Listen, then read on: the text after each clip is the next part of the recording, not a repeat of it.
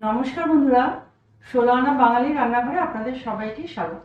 এখন তো বাজারে প্রচুর মটরশুঁটি, তাই আজ আমি আপনাদের সাথে শেয়ার করব মটরশুঁটি দিয়ে একটা স্ন্যাক্স। তার জন্য আমি এখানে বেশ কিছু মটরশুঁটি নিয়ে নিয়েছি।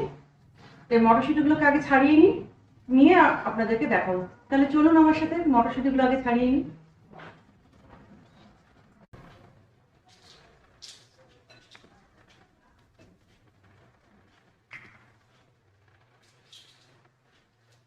মটরশুঁটিগুলোকে আমি এইভাবে ছাড়িয়ে নিচ্ছি।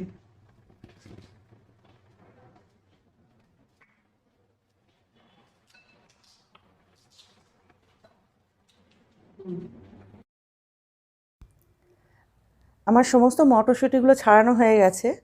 এবার এটাকে আমি পেস্ট করে নেব। আমি একটা মিক্সিং জার নিয়ে নিলাম, তার মধ্যে আমি মটরশুঁটিগুলোকে দিয়ে দিলাম।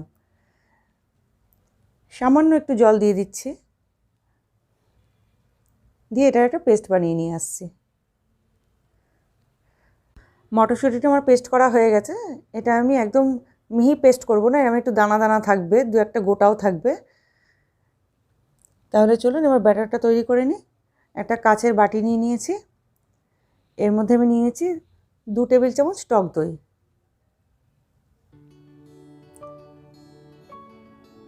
নিয়ে নিলাম 1 কাপ চালের গুঁড়ো।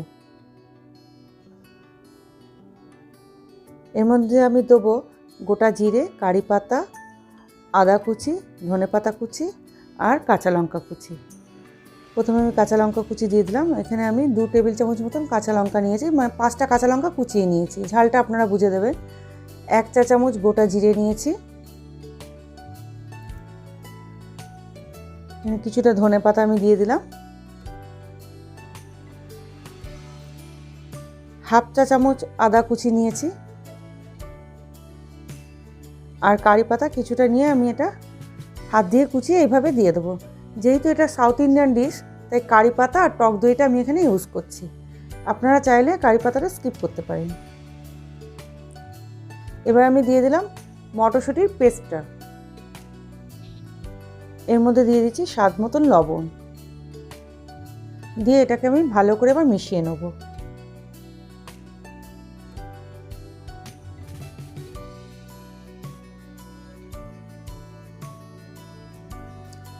দিচ্ছি সামান্য একটু জল, বেশি জল দেবো না, কারণ এটা একটা গাঢ় ব্যাটার তৈরি করতে হবে। জল দিয়ে আবার আমি ভালো করে মিশিয়ে নিচ্ছি।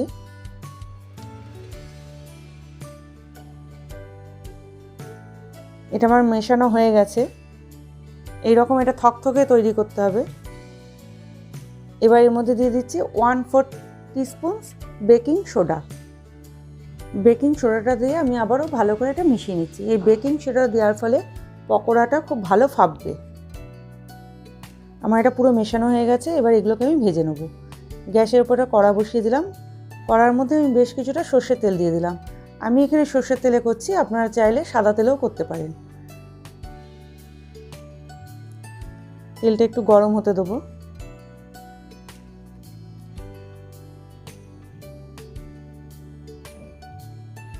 তেলটা আমার গরম হয়ে গেছে। এবার আমি ছোট ছোট করে পকোড়াগুলো ভেজে নেব।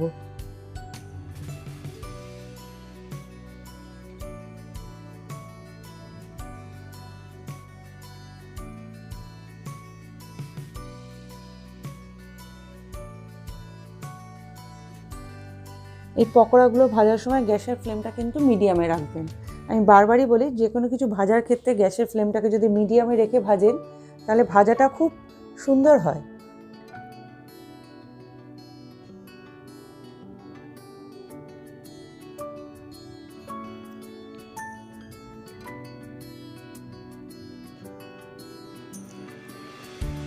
এবার আমি আস্তে আস্তে উল্টে দেবো। তলার দিকটা যখন একটু হয়ে যাবে, তখন আস্তে আস্তে উল্টে দেবো।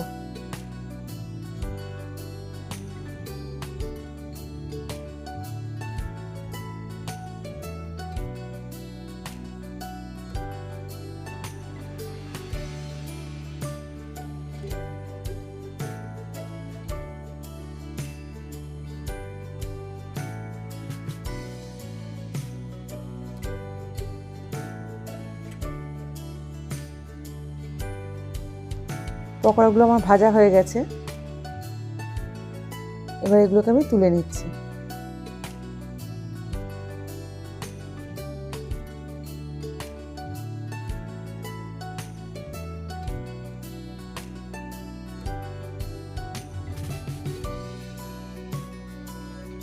এইভাবে আমি বাদবাকি পকোড়াগুলোকে ভেজে নেব।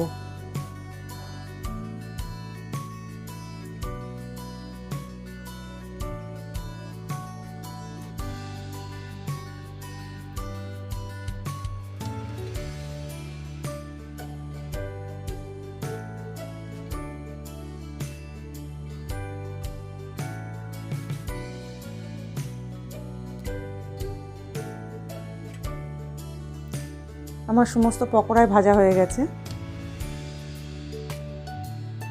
আমি পকোড়াগুলো সব প্লেটে তুলে নিয়েছি। এই পকোড়াগুলো খুবই টেস্টি হয়। আমি একটা আপনাদেরকে ভেঙে দেখাচ্ছি। এর ওপরটা খাস্তা থাকে আর ভেতরটা খুব নরম থাকে, সফট থাকে। দেখুন, আপনারা বাড়িতে বানাবেন, বানিয়ে খাবেন, আশা করি ভালো লাগবে। তাহলে বন্ধুরা, আমার আজকের রেসিপিটা যদি আপনাদের ভালো লেগে থাকে তাহলে আমার চ্যানেলটাকে সাবস্ক্রাইব করে দেবেন, পাশে বেল আইকনটা টিপে দেবেন, যাতে আমি নতুন কোনো ভিডিও ছাড়লে তার নোটিফিকেশন আপনারা পেয়ে যান। লাইক করবেন, কমেন্ট করবেন আর প্রচুর প্রচুর শেয়ার করবেন।